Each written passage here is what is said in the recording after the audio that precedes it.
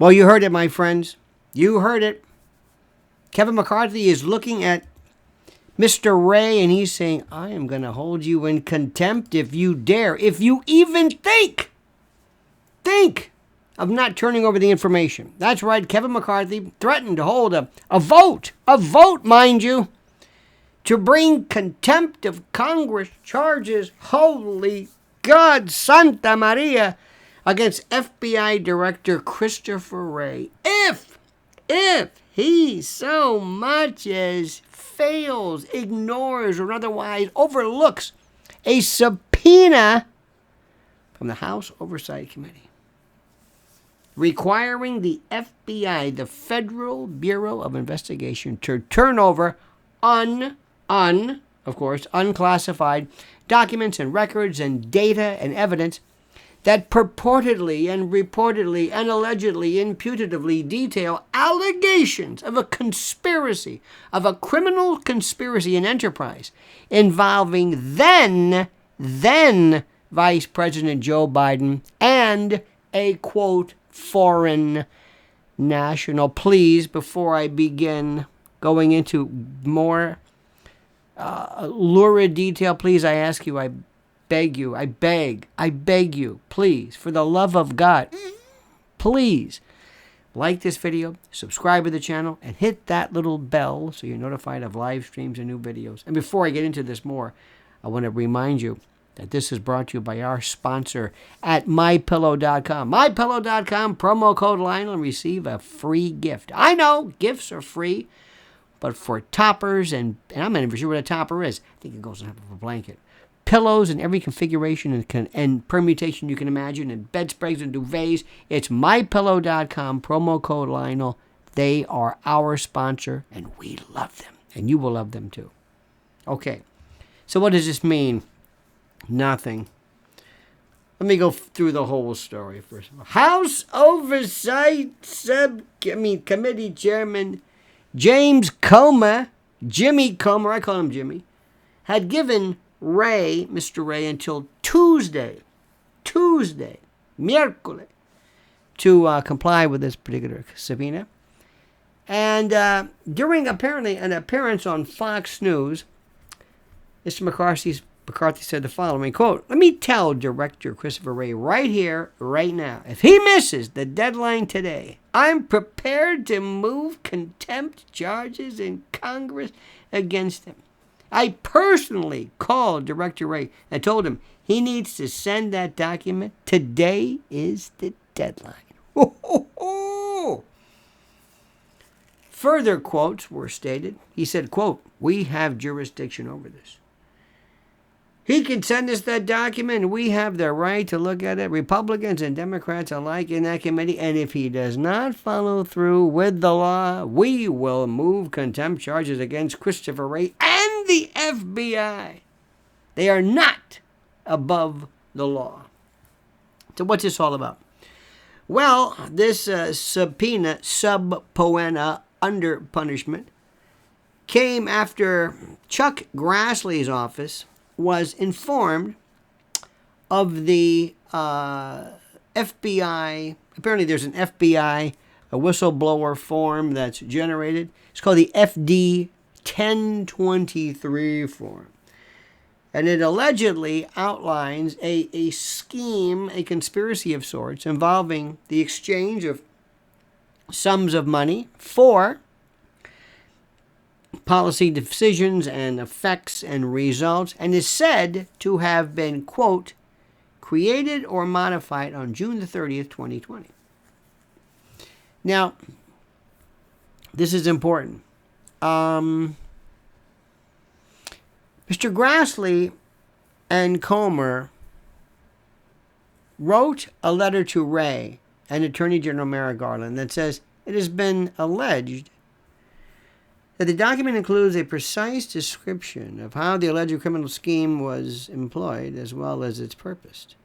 Quote, "Based on the alleged specificity within the document, it would appear that the DOJ and the FBI have enough information to determine the truth and accuracy of the information contained within it. So then they said that it remains at this particular point unclear and unsure what steps, if any, were taken." So it goes on, and let me tell you what's going to happen. And while this is wonderful, and while I want you to be excited, and while I want you to say, yes, yes, yes, this is great, this is wonderful, this is fantastic, what does it really mean? Nothing. The department will say either there will be some type of a motion to quash the subpoena. They will claim that this violates procedures and forms and practices, that it will compromise ongoing investigations, that it will hurt investigations, that it will cause problems and all this kind of stuff, and that for this to go forward, for him to address this, it would let other people be made aware of what's going on. By the way, as a prosecutor, we had this sometimes, which was often the case when we had confidential informants. And one of the things that defense lawyers would do is that when you wanted to get your case dismissed, you go to the court and you tell the court that it is important for me to meet with this confidential informant. I must know these things in order for me to get to the bottom of this, to defend my client. The police would say eventually, no, we can't do this, and the judge would dismiss it. What they're going to be claiming here right now is that this is an ongoing investigation. And they're also going to be claiming, how dare the Senate, the House, invade the province, the lane, if you will, the jurisdiction of the executive when it's investigating the executive. See, we need special counsels. We need this. This is just not working here. And they will go to a judge, maybe the D.C. Circuit or the D.C. District Court, and they will file an emergency here, and they'll say, this is a motion to quash the subpoena. Maybe there's an in-camera hearing. They'll maybe offer in compromise. They'll offer something in lieu of this. But at least it's starting the process where the American public is made to think and made to believe that yes, there is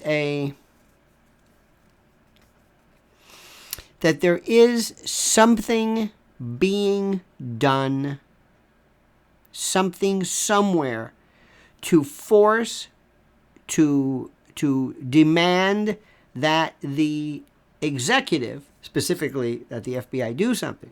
See, the hardest part has been, how do you turn Merrick Garland off and how do you turn him on? How do you turn him off when he threatens to investigate parents who dare to attend school board meetings? How do you turn him off when he goes after individuals, or the DOJ itself and the legal system under the 65 Project, who go after lawyers who dare to claim that there was some type of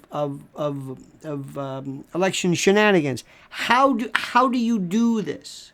How do you turn him off and then turn him on? How do you get him to investigate what absolutely is positively evidence, prima facie evidence of conspiracies to commit federal agent recordation acts and registration, bribery, treason, you name it. This is serious. This is also going to be one of the precursors. This is also going to be the precursor that moves, this is very important, that moves Joe Biden out. And then when they get hard on him, when they come down hard on him, he will then be able to claim dementia. His senescence will accelerate drastically, and he will be unable to answer the bell, so to speak. So that is what's happening. That is what will be happening tomorrow, or happening. And while this is good news. At least somebody's doing something. At least we're talking about this. Now, the legacy, heritage, sock puppet media will report none of this. They will look the other way. They will care nothing about this. They'll say this is ridiculous. They'll side, of course, with the FBI, intel agencies, and they'll say that this is nothing but political grandstanding. This is nothing but an attempt to embarrass the commander-in-chief and his sick. Oh, and by the way, Joe will claim senescence and decrepitude, and Hunter will of course be laboring under the worst form of drug-addicted dementia and drug-addled post-addiction. So anyway, so bottom line, good news, something's being done, but watch what happens. 11th hour, they're going to say, you know what, you can't do this.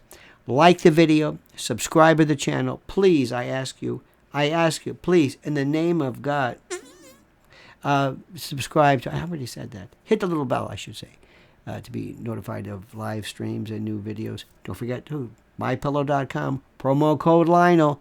Get a free gift, promo code Lionel. Now comment as you see fit.